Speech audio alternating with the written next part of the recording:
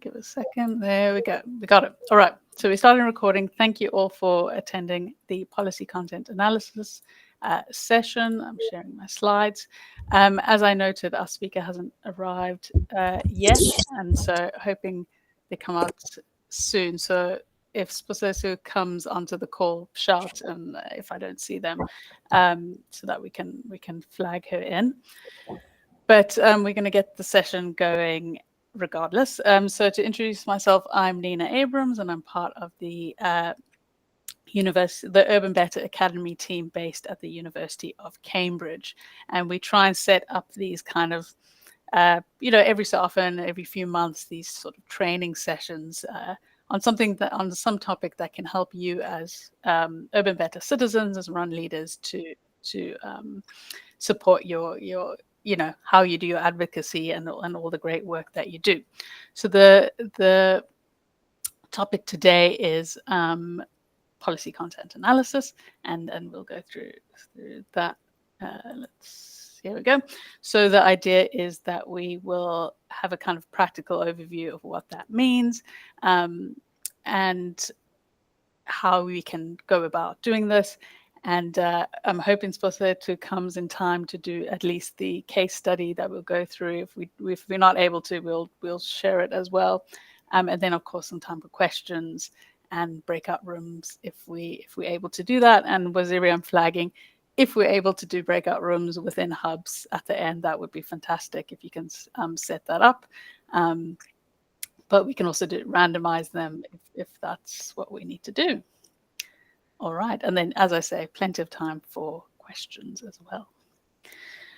So trying to think of what policy content analysis means in the ecosystem of UrbanBetter and what you guys do is we're thinking in terms of precision advocacy model. So you are collecting data, you're trying to understand how air quality action can, you're thinking of questions around air quality action within your setting. But policies are these kind of invisible and visible strategic ways of doing things that are happening within your settings that may affect how you can then go about and use that data and how you can implement it. And so we want to look at either you want to understand how policies are within your setting to influence what kind of questions you're going to ask about your citizens' research, and your campaigns can be built upon a gap in a policy, for example, or where you want to support a policy. You can either build your advocacy on that, or you collect your advocacy and then you want to find out how you can then use that to influence on a government level policies that are happening. I'm talking quite broadly in this setting because it's going to be slightly different for different places in terms of how your government works, where the pinpoints are, where are you working on a local, national, provincial, etc. level.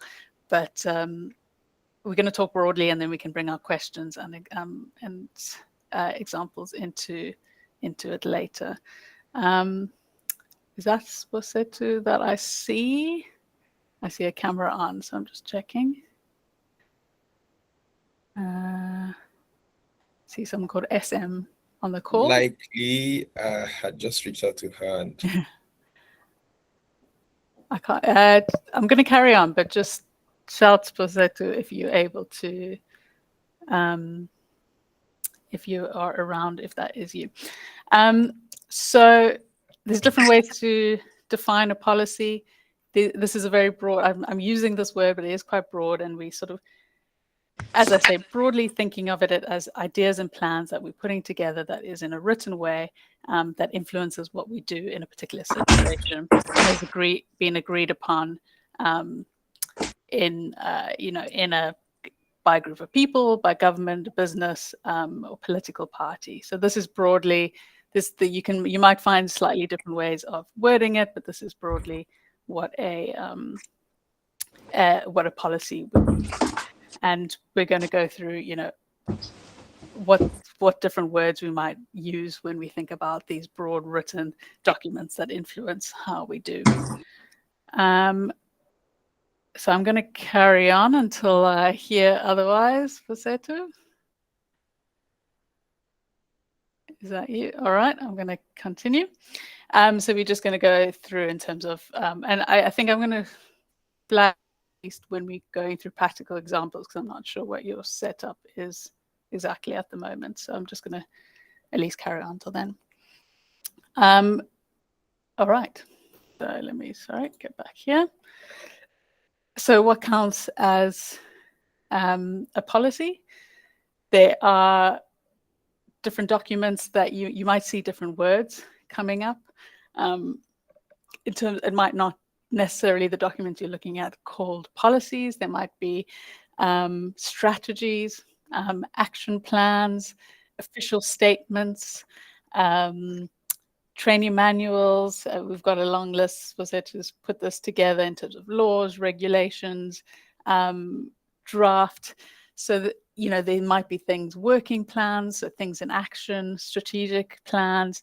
So there's a lot of words used when we think about these policies, how we put documents together. So just be aware that all of that falls under the umbrella of what we think of as a policy, but they might come with slightly different names, and then they might have slightly different uses. A strategic plan might have more detail than the initial policy, for example, or bylaw is another word you might see a lot, which has kind of angles that come out of that with, again, some more specific information. That is coming up. Let me see what the next slide is. Yeah, I'm going to throw to you.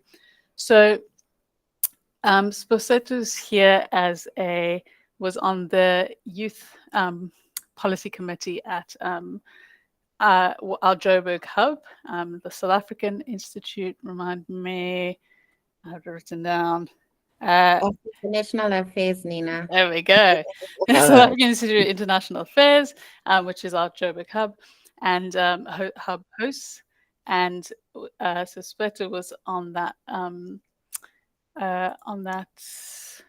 youth committee, and is also a law student at University of Witwatersrand in Johannesburg. So we're really grateful to have a kind of real life policy experience within this. So if you are ready to take over from me and continue on with the what to do when we have a policy, and we've seen bylaws, etc., identifying, collecting policies. Do you want to take over? Hi everyone. I am so very sorry. My profuse apologies. It's a pleasure to meet everyone, and I think I'm just going to get started from the point where, okay, so pretty foreign. Sorry, I want to project my screen here, but just like Nina was so kind to start for me there.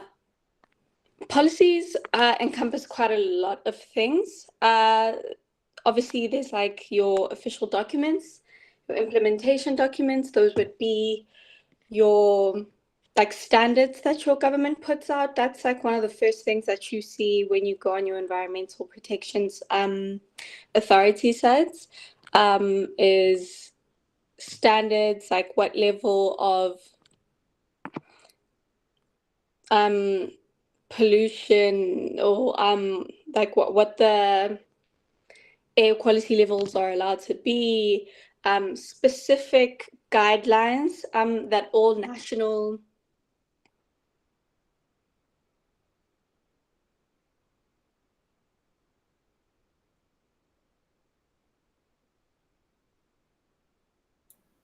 You're muted.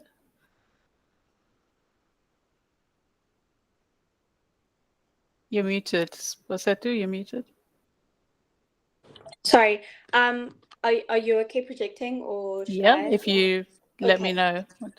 Okay, then perfect.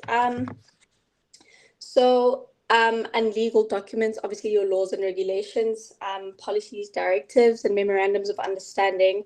An example would be the one that the Lagos Hub has signed with the Transport NMT as a solution of, it's sort of a promise between a government body or any bodies really for working together and working documents. Yeah, and then others would include your scholarly work, like the publications that you find on your knowledge hubs for all of the civil societies that kind of inform what we do going forward. And on to the next one, please. Right, how to identify and collect these policies. So I think what my part here is to sort of go over the very practical ways in which we can put together our policies, identify what's relevant, because it's very tricky, a lot of jargon, and sometimes we don't even know what we're looking at. So I think it's good to have sort of the kind of skills to orient ourselves and gain confidence that, like, okay, this is part of policy. This isn't policy or directly policy, or like one of the first threes that we were talking about, your implementation documents, your national development plans, your legal documents, but this helps me understand policy. And also getting information that's expert-based, that's research-based, that's relevant and has integrity. And so we're just going to go through a couple of the ways and strategies regarding that. For UrbanBetter and leaders, the transition from gathering census data to interrogating policy, from data collection to precision advocacy, is usually about evidence, gathering evidence on the street. But strategic interrogation is the fuel of the entire project. The data that you guys get, it's important, and there's power in knowing how the narrative data that you guys get and the qualitative data and quantitative data that you guys get, how it informs the policies going forward. So yeah, we're just going to get stuck into reading your materials, extracting your data, analyzing data, and distilling your findings. So the first place where we can start with holistic policy assessment for me is getting ready to gather all of your materials, collating them. And the first place that I personally would start to gain an understanding, because you can Google the laws, you can Google any of the laws, especially there's usually a main informing act that kind of guides most of the environment, and maybe your constitution above that. But it's very difficult to look and see what's been repealed, or if there's been the newest version of something, or something has been taken out, and you're looking at an old version. So the best thing I personally, as a starting point to see what the relevant legislation is to go onto your national government website for your Environmental Protection Authority. And that may look different for all of us. So in South Africa, that would be your Department of Forestry, Environment, and then in Kenya, that would be NEMA, and in Ghana, that would be your Environmental Protection Authority. And as you can see the arrow right over there, the laws and guidelines are usually almost always exactly in the almost same terminology, whether it's laws and guidelines or laws and regulations, as you can see in the Ghana EPA website. It should look like this, and it does look like this for most of the countries. And these are the most up-to-date versions that would be there, and you would be able to see sort of even like warnings saying, oh, this has been repealed. This is the newest version that's been gazetted at this point, because sometimes when you Google it and just search, you'll find the most clicked on version, but that doesn't necessarily mean that that's the most recent version of something. So that's a good place to start with. And going forward, starting at stakeholder literature that experts make is very important to gain a context or like the general idea for a topic. Like not reports, the literature outputs, like your knowledge hubs that almost all of the civil society organizations that UrbanBetter works with this project, and the Run Leader related stakeholders, UrbanBetter, Breathe Cities, C40, the Clean Air Fund, all of these civil societies organizations have a page that is dedicated to their knowledge hubs. It might be slightly called different things, but if you go on the homepage, you should be able to identify sort of what this could be. And these have articles, reports, the activation insight briefs for all of the cities, or at least Kampala, Johannesburg, Bogota, so on and so forth. Right. So air quality is influenced by many indicators, and you cannot always find the data that you're looking for, or what's legally relevant, or what's like the qualitative data standards. They're in different things, like that diagram in the beginning showed you. Like the laws will not have specific quantitative data limits and stuff like that. Policy may not always have the things that are relative to the narrative that you're creating and the data that you're collecting. So it's really important sort of to kind of get a picture using these activation insight briefs and like seeing what's relevant and being like, oh, the Run Leaders and UrbanBetter Citizens team in Kampala put together this kind of information. This is relevant. So that you can grasp an idea comprehensively and holistically. And then on the next slide, I think readying your materials, like using search engines ethically and responsibly, is very important because we all know AI, whether you like it or not, if you Google something, an AI response also comes up along with all the ordinary responses. And it can get very tricky, and that's not always correct information. As a law student, it's very it's quite scary what AI can say quite confidently, and it's hallucination. Sometimes cases don't even exist. Sometimes it's not even the most recent version of that legislation or policy.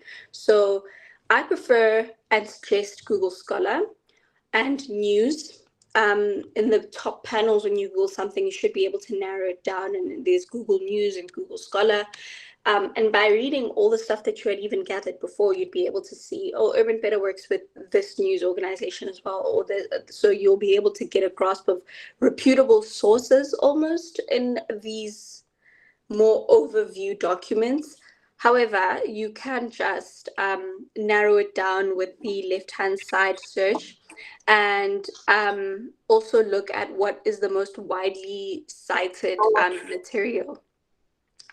Because in those paragraphs, if you can see sort of next to save with those paragraphs, you can click on that and see how many times something has been sourced, or with those arrows right there, and then you can adjust the custom range of time and see what the most relevant material is, or the recent material is, and what's been most widely peerly reviewed and sourced, and also looking at just basic stuff like looking at if something is in partner with a university, or in partner with a civil society organization or a department that you can see UrbanBetter's worked with. So expert opinions, widely cited opinions, these are all very important things to look out for when you're trying to prioritize where you're able to extract your data from. And then holistic policy assessment, extract, right? This is the most difficult part, I guess, is gaining an understanding of how to extract data once you find different places for different things, because through the overviews that you've been able to get, knowledge hubs and policy and reports and activation insights, you're able to sort of gain a sense of, I can find qualitative data here, I can find narrative data here, I can find real life stories here, I can find this here. So now you know where to find your data, but now you want to know practical tips on how to extract your data. And these are personally my favorite ways of gaining small bite-sized pieces that are relevant information. Once I have the policies and I've gathered all my things. So my favorite thing to do personally is combining and all the PDFs that I have most of the time is PDF, or converting everything into a PDF. Putting it all together sounds messy, but yeah, like having 50 documents on your laptop, it can get pretty overwhelming. But at this point, because of your reports and because of the overview information where other experts have kind of bitten it up into chunk-sized pieces for you, know what to find where vaguely, and you have your keyword, you have your key queries, and firstly you skim. And I like to use OCR software. That's where you make all the words readable, because it's not always that you download stuff off the internet and it's readable to a computer. But I gather my questions and what I'm looking for, my key topics. I have my questions next to me, I have the key topics next to me, and I search the key topics throughout the document. Perhaps it sounds quite chaotic, but it does. You do sort of gain an understanding of, okay, I'm ending up here when I search, and yeah, and sort of skimming through where it is and how it's brought up, and noting it down where you're like, oh, this is relevant, this is relevant, this is relevant, this is relevant on this page, on this page, on this page. And only then would I start reading only then would I start reading it in general, because you don't have to read the entire Environmental Act when you only are looking for the enabling legislation for air quality. So then I would start reading the relevant parts. And yeah, when I'm searching also as well, you can use a colon to separate terms so that you don't exclude or over narrow your results so that you end up finding nothing. I find that's quite a problem. But yeah, I think just creating a knowledge pyramid in your mind of, I'm going to get an overview first, then I'm going to get more specific, then I'm going to skim it, then I'm going to read it myself, and map out my findings. So on the next slide, I think this is Nina's part, so I'm going to hand over.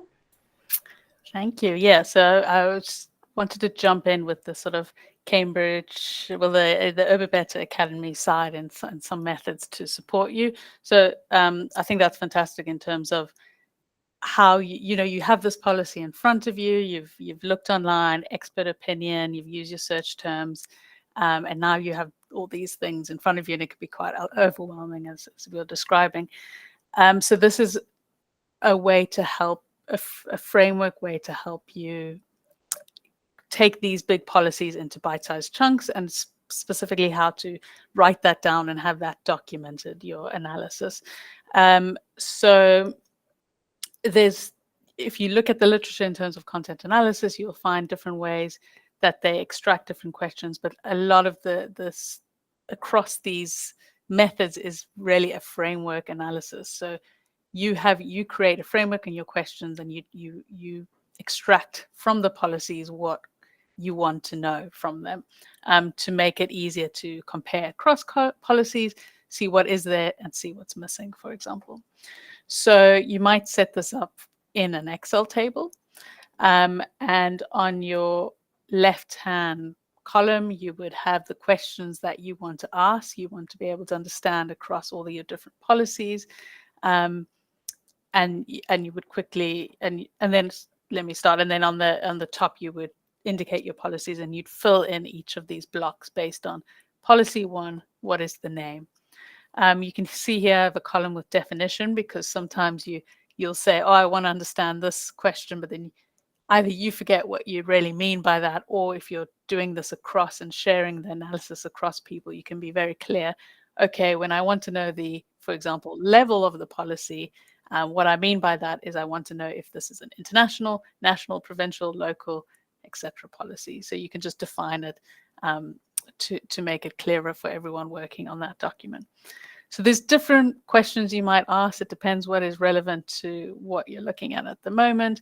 You might want a summary of what the policy is about, who is the lead organization, what other organizations and sectors are involved in implementing this policy, who is a policy targeted towards, is there a time frame indicated about when this needs to be achieved, or monitoring or evaluation mechanisms that are highlighted or explained within the policy. Is there a budget that's described? What is the legal status? So by there, you can see I've added a definition in terms of, is there some legal accountability to having this implemented, or is it kind of, this would be nice to have type policy? And then there might be some specific questions you're looking at. So for example, if you're looking at policies to do with the waste sector, because you want to have a kind of sector lens, but you want to know, do these policies in waste talk about air pollution? Is it mentioned or not? And so you have a kind of column there about it, because you want to withdraw out air pollution. And there's many other questions. Equity considerations, for example, does the policy consider women and children, and so on, depending on what your needs are. The idea here, you can then see, oh, all right, the lead organization in all of these are the Ministry of Transport. Now you know that is a key stakeholder, because they are the ones leading all these policies that are relevant to what you're looking at. But you also might find the Department of Health is not mentioned at all in any of these, and that is a gap. So you're looking both at the assets that are there that you can use to support your advocacy campaigns, as well as the gaps to show something's missing and we want to do more work to fill them.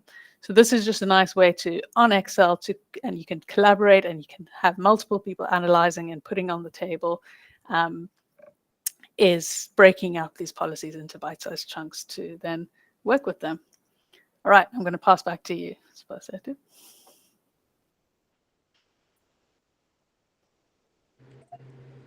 Thank you so much, Nina. Yeah, so I think that was a perfect strategy for how to sort of tackle finding the system gaps, right? We don't just reinvent the wheel when we're looking at policy. In order to have legitimacy, and in order for you to engage with stakeholders, or when you're actually giving forth your action plans and whatever data you have, in order for you to have sort of this backing and this legitimate support to your findings and to the things that you're suggesting as community action plans or strategies, we don't always have the same solutions. Even though run leaders across the world do similar activations, we don't all have the same opportunity structures for where we tackle stuff and what stakeholders we engage, and also the solutions that we think of as helpful in our communities with the narrative and the quantitative data. So even school pupils, I feel this seems very jarring, but even school pupils for example, when I was part of the process for the youth air statement in Joburg recently, even school pupils in late primary are able to identify system gaps and analyze data. So as much as this is daunting, this is work that I feel everyone can be able to do and should be able to do. And what I find at all ages across, everybody can identify, firstly, seeing the whole board and analyzing the data, so that you can move beyond these documents and identify patterns, comparing the realities and the aims. And in the beginning of these documents, you can literally see besides the enabling legislation that we have, because it'll be the act and then it'll be specific things. It'll have water. It'll say yeah, we also reference the water legislation of this country or the transport legislation of this country. So you're seeing already who we're talking to and what departments might be involved, and yeah, and we're trying to be inclusive and reflexive. That's the advocacy model, the UrbanBetter advocacy model, precision advocacy model focuses on that, being reflexive, responding, and sort of creating this picture in your head, almost like the background that I put up here of who are we talking to, who's missing in this conversation that I would expect to be here, who have we excluded, who is included, and even when we do include actors and budgets, what's the accountability on that? I'm not seeing what happens if we don't reach these targets by, for example, for most of us, it's 2030 because we're signatories to the Paris Climate Accord or things like that. So 2030 is a big number that constantly comes up. What happens if we don't reach these targets by 2030? And there's yearly reports on this, and UrbanBetter or C40 posted that this is where we are. Okay, what are the gaps? What happens? Who's accountable if we don't reach these targets? So really, what's missing in terms of integrity and accountability? People that we're not including. I don't see us including Indigenous people or making sure that besides. Even in urban places, there's people that are economically excluded. Do we have our opinions? Are we only looking at certain areas and we're failing to maybe take it into context? What the experts say are the important people to have in our groundwork, and build on these gaps, which is the important thing, and that's almost the entire opportunity structure, right? To be more inclusive and to be more responsive and to fill in what's missing, and distill those findings, like Nina said, with that strategy of you're constantly noting down on your Excel or your note-taking platforms what the backdrop is in the community, what the successes are, and also the particularity of the failures that you're identifying.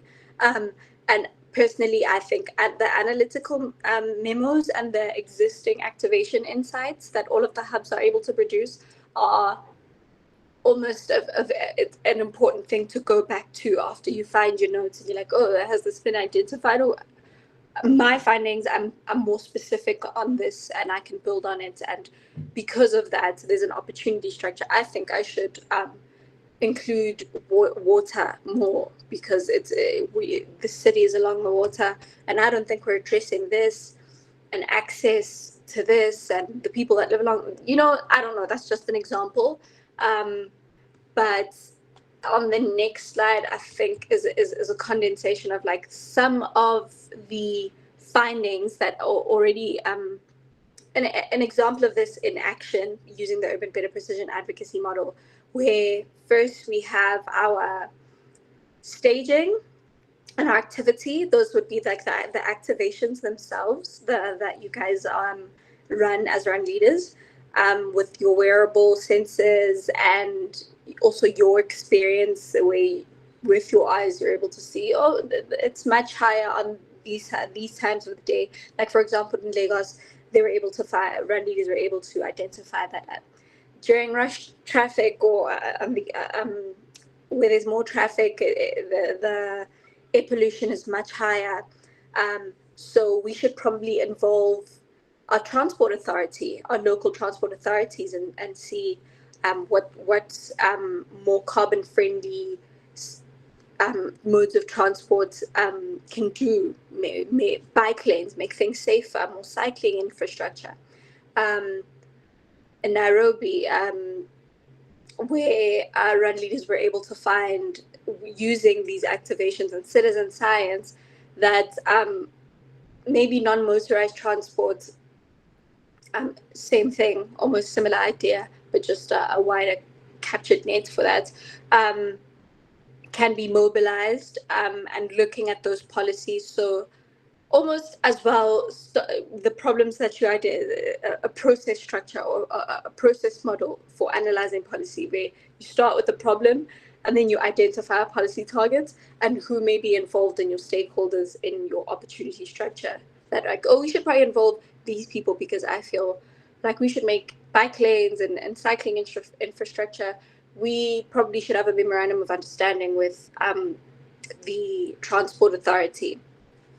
That's just a rough, run about these things. And then, yeah, so staging activity and then being able to extract a policy goal from that, I think is what you're able to see. And these are available in the activation insights, but this is just a visualization of what it could mean. Johannesburg is in very rudimentary stages of this, but a youth statement was produced, and that they're just in the beginning stages. But you can see where other hubs have landed in terms of staging something, you having the activity to gain diagnostic data and narrative data, storytelling, seeing with your own eyes and your own experience in your community, because you guys are sort of experts in your own community, and how that can inform policy going forward in terms of strategy.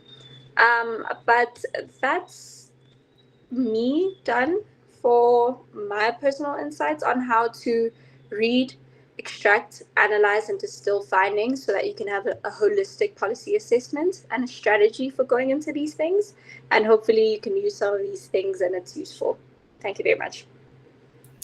Right, thank you. So we're going to eventually we'll go into breakout rooms so you can think of some questions and things that we brought up here, but we've spoken quite broadly at this point, and there's obviously going to be some specific questions within your context. So for the next sort of 10 or so minutes, are there burning questions and things that you would like clarified from what we've said so far? Please just raise your hand or unmute yourself and go for it.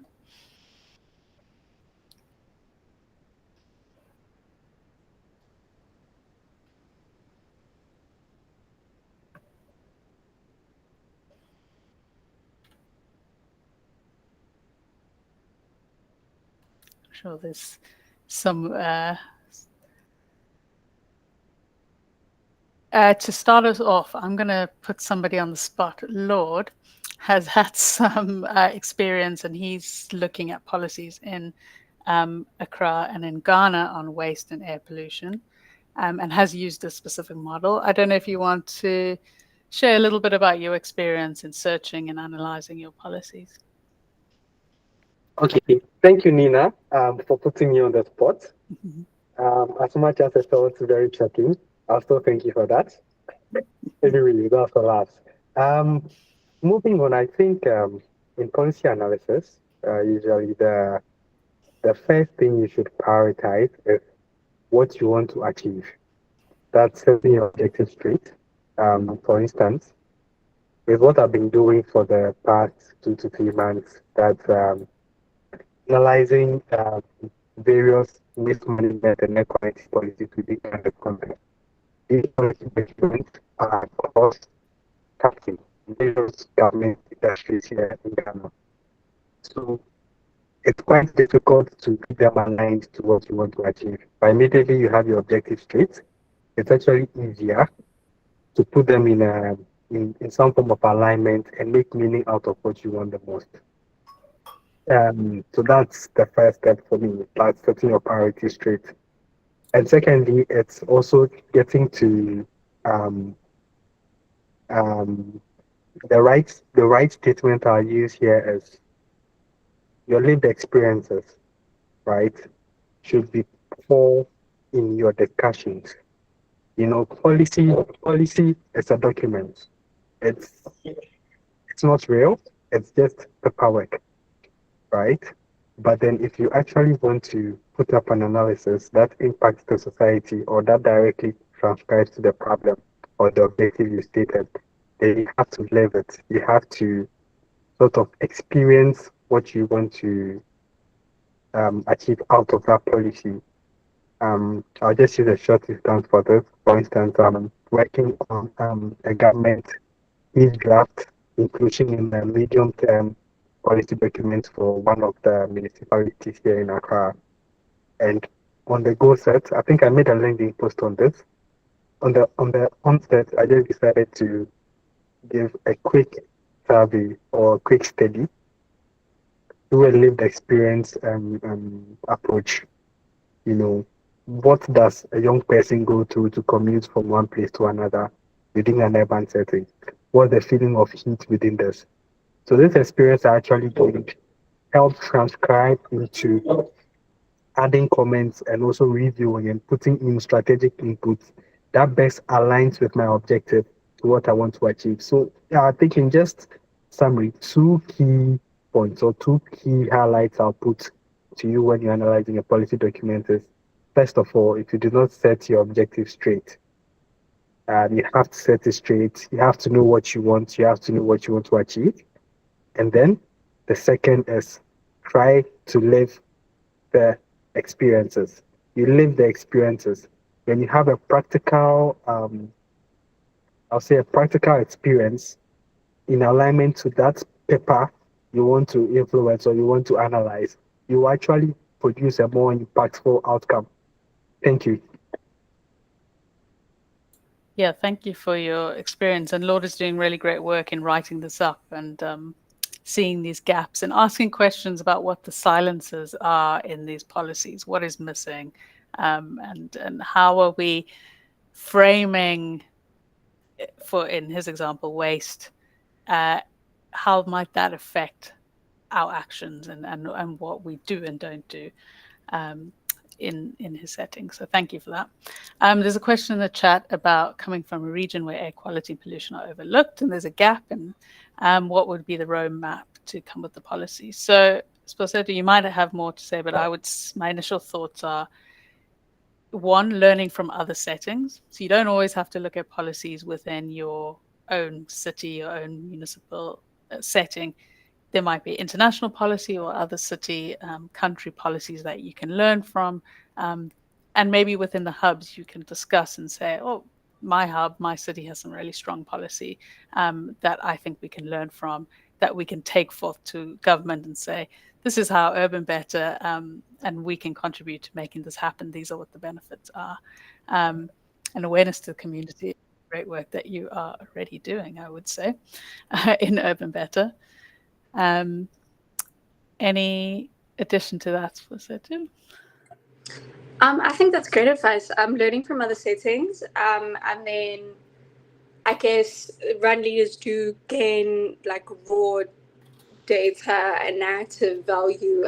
So that builds on the fact that, okay, here's what's applicable in other settings. Here's the policy context. I think that's also data in and of itself. The fact that there are gaps, that's so valuable for you to be able to identify. Even if you go, I don't know, if you're doing, at least in political science, for example, like if you're looking for data and you go on Google Scholar and you go on your we also use like other knowledge repositories, and then maybe you're only able to find like things from 2005 or 2009, and you're like, oh my gosh, that in itself is data, and that's data in and of itself. That's an opportunity gap for you to be like, we're not updating quickly enough, we don't have enough data. That is a gap. And then you identify stakeholders that are responsible, either in hard law or in soft law, sort of to produce and inform and enforce or create knowledge that, hey, we're not creating enough knowledge to actually tackle this problem, and we're signed up to these goals. How do we tackle these issues? So gaps, and yeah, you've identified a gap. And now you can draw from that gap to say, what's my opportunity structure here? Who's responsible for this stuff? Surely it can't stay this way. So what does the environmental authority rules say about how we go from A to B? So who are my partners in on the way to B? So that in and of itself, it might seem discouraging at first, but that is valuable, that you've identified a system gap, and now you can look at a strategy going forward into who your partners are and what is missing, and then you can now have like maybe a policy brief or a short policy brief. I think these things sound daunting, but even when you go to government and stuff like that, that's enough to say, hey, this is missing. Who can we partner with to make sure that's no longer missing on the way to A and B? I don't know if I've answered your question. That's great, and coming with a solution, saying we can see the gap, we can or there is a policy and we can see how this is not implemented, and this is how our UrbanBetter hub is going to support this, is really powerful. I'm just looking at the chat. Waziri, go first while I read this question in the chat. Yeah, thank you for Shetu. Pardon me, and Nina. I just wanted to add a tiny detail to everything that you people have said, so far, and it's try not to reinvent the wheel. You have to look out for policies that are on ground already. One of the mistakes we make is that sometimes we just think that there are no policies. Meanwhile, there are plethora of policies, it's just they are not being activated. So yeah, we really need to look out for that while we are trying to get more data and identify gaps. Yeah, thank you. Over to you, Nina. Yes, thank you. And please, if anyone in the room, you might not have a question, but you have some insight about your experience, we also want to hear that. So thank you, Waziri. The question in the chat is a big one. It's what is the entry point and approach for political will? And it's so difficult. And it's what I think all the hubs are, even established hubs are working with it, because government can be slow and bureaucratic and tricky to work with. So in terms of entry points, and I defer if people in the group have answers to that, please do raise your hand if you want to say something. But I think what we've been saying is being able to find the gaps and see who's involved, who your strategic partners should be, who's missing, and what is there already is helpful to have a plan. If you can go to a politician, to government, and say, and not come with a problem, but come with a solution, a strategy, how you're going to support them, make something happen. I think that gets the wheels turning. It reduces resistance when you come with an idea and a solution that you can offer them. Lord, have you got any insight there? Yeah, thanks, Nina. I just wanted to add up to what you're already saying with my practical experiences. So what I'll just say is in influencing political will, you just have to strategically align policy goals with personal incentives of the decision makers. Excuse me, I'm not calling them selfish, but then whatever you are communicating has to align with their personal interest and what they actually care about. And the practical example will be you frame these problems in monetary terms. It's something that always worked. This is a tip I got at the beginning of my role as a hub coordinator in engaging policymakers. For instance, if you say, if you go to a policymaker and say that maybe waste management is making probably maybe a young child sick, they would actually not care much as compared to when you see that maybe air pollution is making a lot of children sick, which is increasing hospital bills at this particular rate, costing the government this particular amount every year, or costing that health minister or health decision maker this amount of money every year or every month, would actually gain more attention and more response as compared to just, So yes, the alignment to their personal interest, it always works in monetary terms. It's a short tip I'll give. Thanks. Yeah, so if you can go to them and say, I have a solution that benefits you, that you've spoken about, especially if it'll save you money or help you implement something, even if air pollution isn't the focus of that conversation, but it is a benefit of whatever the action is that you're doing that they have bought into. There can be a lot of power there and for political will. Rukaya, you have your hand up. Yes, good afternoon, everyone. Thank you for the insightful session so far. So I have a question from like an experience. And the question is around maybe if you could share some tips on maybe guiding principles around, the kind of data that you collect, or I mean the data. And this is what I mean.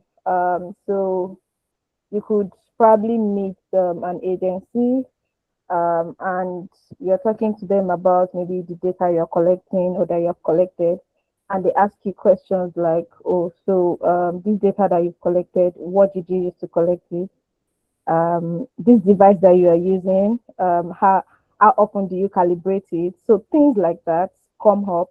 So how do we navigate things like this when we are approaching them with policy after we have collected our data and all that? Thank you.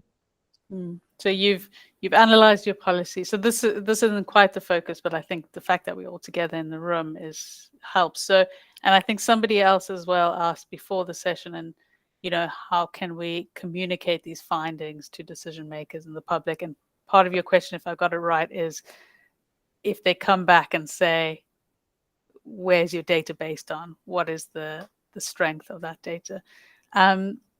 Waziri, do you want to take that possibly? Sorry, I'm putting you on the spot as well, but about communicating the UrbanBetter data and work that you have to these policymakers.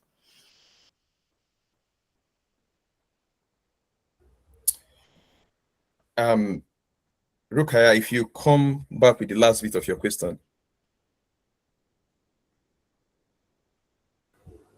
Okay. I was just asking about how to tips to take tips for caution when we are presenting our brief, when decision makers come back with questions like what is your data based on? What kind of device did you use to collect this data that you are then using to recommend policies for us? How often do you calibrate your device? So questions like that. Yeah, I think this starts with properly understanding the device that you are using in the first place, the data that you are collecting. It really starts from there. You have to know your onion, and what I mean is that the data you are collecting and what you are using to collect it. Then after that, don't say what is in the data. Don't say what is outside of the data, right? Don't talk based on what you think. You should talk based on what the data is giving you. Because then when questions come around this, you are able to answer. Imagine the data you are collecting. You did not say what you did not see. So it is easier to answer questions around this when you have this understanding. Also, a couple of these things that we use, they are just like devices or platforms, right? And we do not make them. So if you have been asked a question that you don't understand, because you are not the technician or technical person, you don't have to answer. There's nothing wrong in saying, I'm going to get back to you with this. Let's get across to maybe our technical person, so that I give you a grounded or a proper answer. So for me, I think when you are talking to decision makers, when you are talking realistically, if you are saying what is on ground, remember some of these things, we see it, they know it exists. It's just there's no one that's putting pressure on them. So they may think, okay, this is not a priority. You are just trying to reopen them, so to say. So if you are talking realistically, people know, the decision makers know that, yes, this is actually happening. And then they listen to you. So the major thing, don't be under pressure to respond to what you don't know. And most importantly, whatever it is that you are collecting or you are using to collect, try to understand it properly so that if they ask you questions, then you're able to respond to it. Yeah, I hope. I see I'm muted. Thank you. Thank you. I want to add to that as well is that the devices that you have and the work you're doing is really important, and it can show information of high, low differences. It doesn't matter if because these are mobile devices, they're really fantastic because you can take them around. The difference between the number 2 and the number 3 is not what that device is made to pick up. It's not about you trying to find some very specific number, because that's not what the device is. It's a mobile device that can give you some oversight. But you can show there's a difference between 2 places. You can show pollution is higher in somewhere and low in somewhere. And that is important data to be communicated. So you're not over-promising some very specific technical data, but you can show there's a difference, and that is telling a story that needs to be worked on.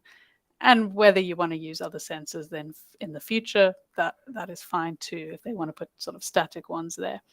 But I just want to say before I've closed that is that we have heard that as a question in the hubs before, and it's certainly within the academies, within our minds to do an extra training on communicating what the sensors can and can't do. So it is on our radar.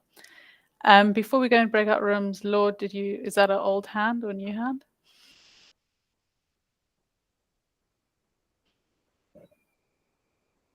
Lord?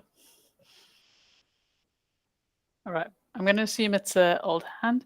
We'll have 10 minutes, Waziri, if you're able to set up breakout rooms. We're going to do it just because of numbers, we're going to do it in random. So you're not going to necessarily be with your hubs, with people in your hubs, which is also a great time to see some faces and meet some people. And I just want you to have a chance to reflect on what kind of policies you or your hub might be interested in. Do you feel you have the skills? How would you look for them? What would you do with it? What challenges you might have? So based on what's kind of been discussed, go around the room a sort of minute each to discuss how you would go about this and questions, and we'll come back at the end and you can bring out some of those questions in together again, as we've been doing now. So Waziri, are you able to open the breakout? Yes, we are set, Nina. There are 6 rooms with at least 5 people. I just wanted to make a suggestion. Since this is not set based on hubs, should we say they should come up with hypothetical policies per group, and then the other part of the questions, what hypothetical policies that the group wants to look at, and then how they will find this policy, then other questions. Basically, maybe the first part we make it hypothetical rather than hub based, since the groups are random. Certainly. And but if you do have experience and questions you want to raise to the others and ask them their question, how it is they've experienced in their hub, go for it. Or yes, come up with a policy that you think you could share and consider. So yes, sorry, I'm going on. 10 minutes. If you could open the room, that'd be great. All right, everyone, just to be clear again before we go, your group is coming up. Oh no, I was going to read that question you're sharing, Nina. I just wanted to read it one more time so that they get it before they go. If you could just help us read it, you don't have to share. Okay, yeah. So your group is coming up with a hypothetical policy. Let's assume you are just a hub, any hub policy that you want to look at. Then how would you find these policies? What would you do with your analysis? And also, what challenges, might you face? I have, like I said, 6 groups with at least 5 people, and it has been timed for 10 minutes. So after 10 minutes, it's going to bring you back to the main room. In 3, 2, 1, we go.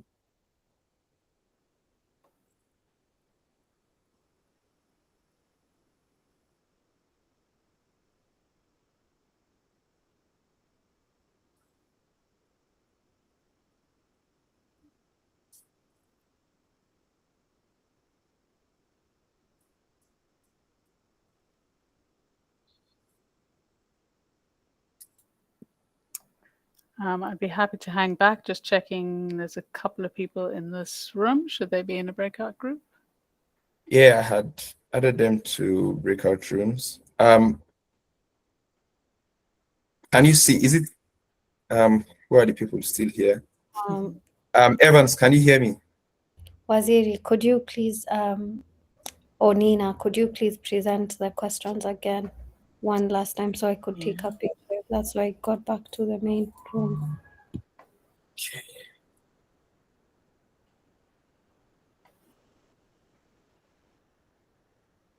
Thank you, thank you.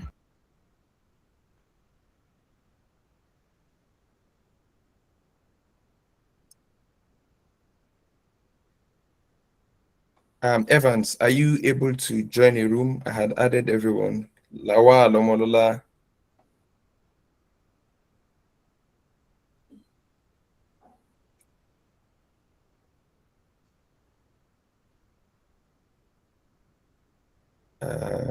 Precious Adeyemi. Lawal, you're supposed to be in breakout room 2. Eve is supposed to be in breakout room 1. Evans have been assigned breakout room 1. If you could check your screens, Precious Adeyemi have been assigned breakout group 4. Yes, I'm trying to join the group. Okay.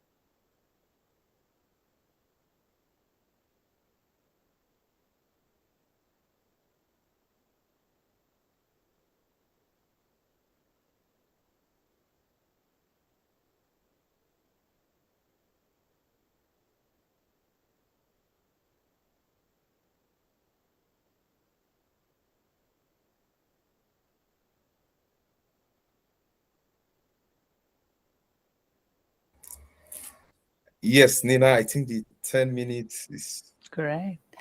Welcome back. I think everyone's back in the room. I hope you had fun across the hubs. We don't often get to do that, where you just get to see the names and faces of people in other settings. So I hope we sort of threw you in there, and I hope you enjoyed that. You don't need to report everything. This was for your benefit to discuss. But are there, from groups, I'd really like to hear some questions, reflections that came out that you want to kind of ask the wider group. We have about 15 minutes until we close the session.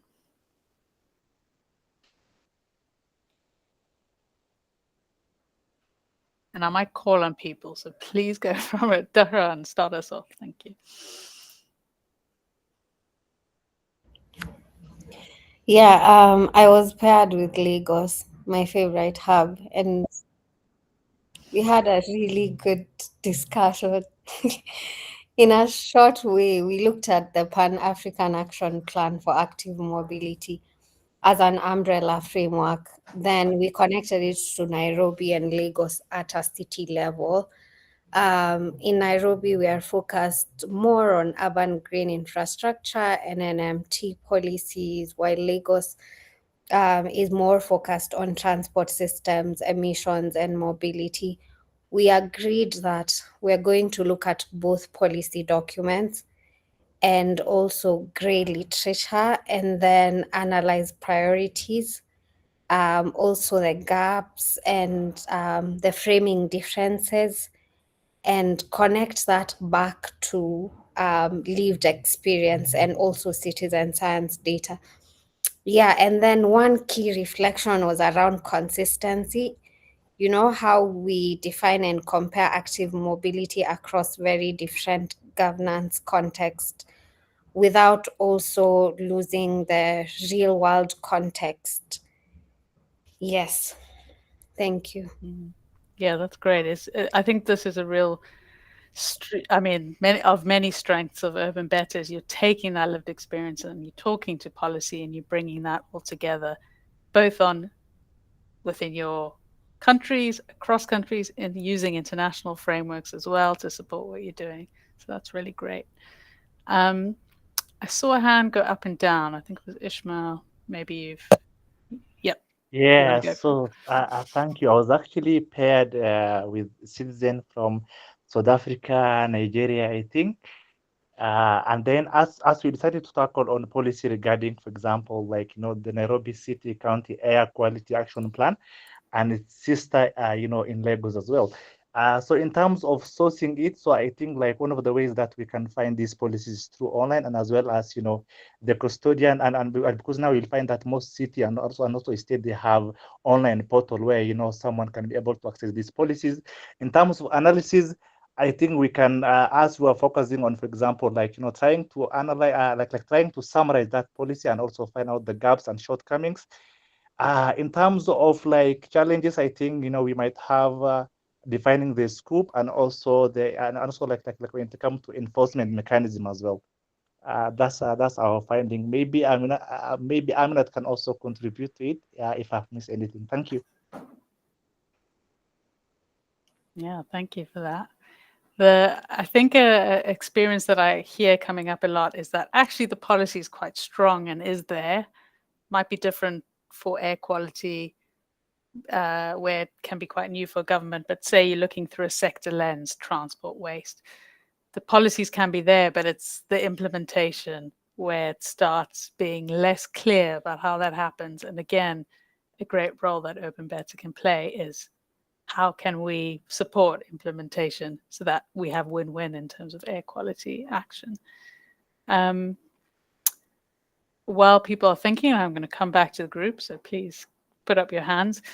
Somebody posted, so we asked if you had any questions before the webinar, and they asked what are the expectations of a run tracker, and it's I'll sort of generally rephase of who does this work within your hubs, this policy analysis. Please jump in from experience if you have other thoughts, but I would say, you're working together as a team in a hub. some people might have strength and interest to delve into the governance side, into the policy side, and please do work with that. But really, there's no, as Sposeto was saying, this is a kind of accessible way of looking at policy, is bringing them into a framework, into bite-sized chunks, understanding who is missing. So this is an accessible, we hope, way for anyone in the team to be able to contribute and to be able to look at policies. So please do break up the task. Not one person has to look at 50 policies. You might find, have people searching, you have different people analyzing, you might break up, everyone has a policy each or 5 policy each, and you put it all together on your table. So work as a team. There's no barrier in terms of who can and can't analyze and work with policy. All right. Other questions, reflections from the group?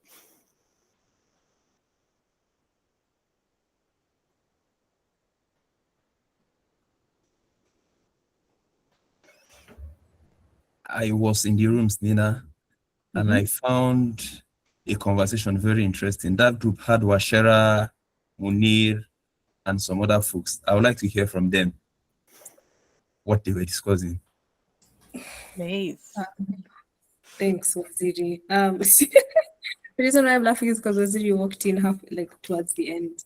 But basically, I was in a group with Munir from Nigeria, Tuliza from Kenya and Congo, DRC, and someone from Southern Africa. I cannot remember how to pronounce her name.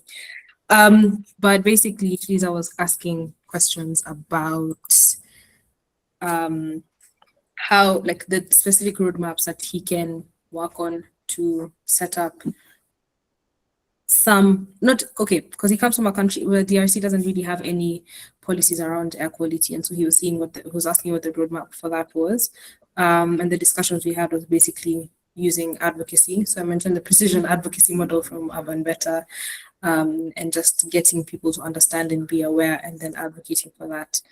Then we also talked about the roadmap of being able to set up a hub, and different organizations that he can partner with to be able to set up a hub.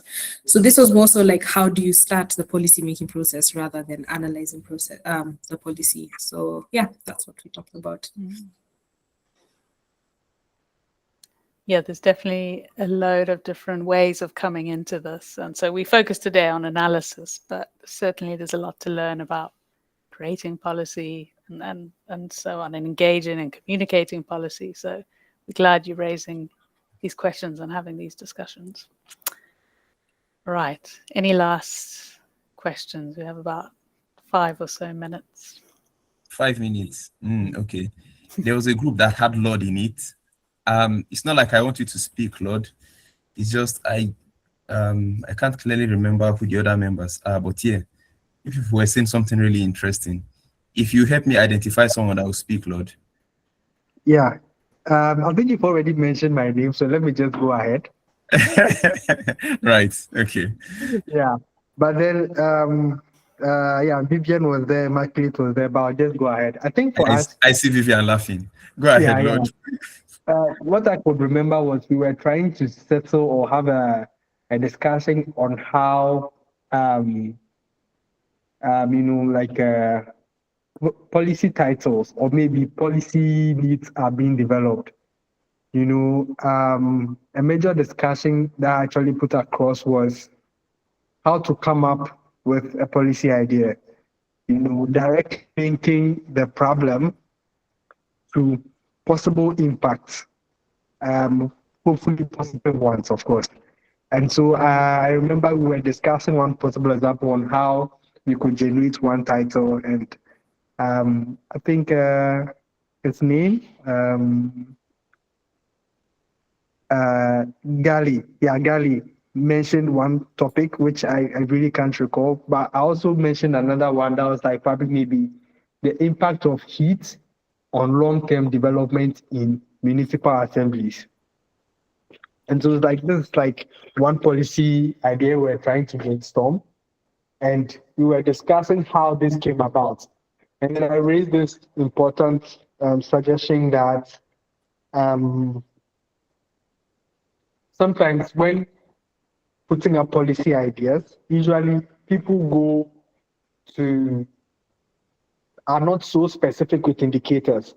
For example, they mention environmental this, environmental that, but then when you go straight on with the indicator within the environmental problem that you're trying to solve, by directly mentioning heat and directly relating it to the impact or where you want the impact to be seen, that's within municipal assemblies, it's more centralized and it's more focal as compared to just giving up vague thought titles or ideas. So yes, that was our major discussion point within our group. I don't know if Vivian, Immaculate, or Gali would have anything to add up, but that's what our discussion was central on. Waziri. Thank you so much, Lord. This is really interesting.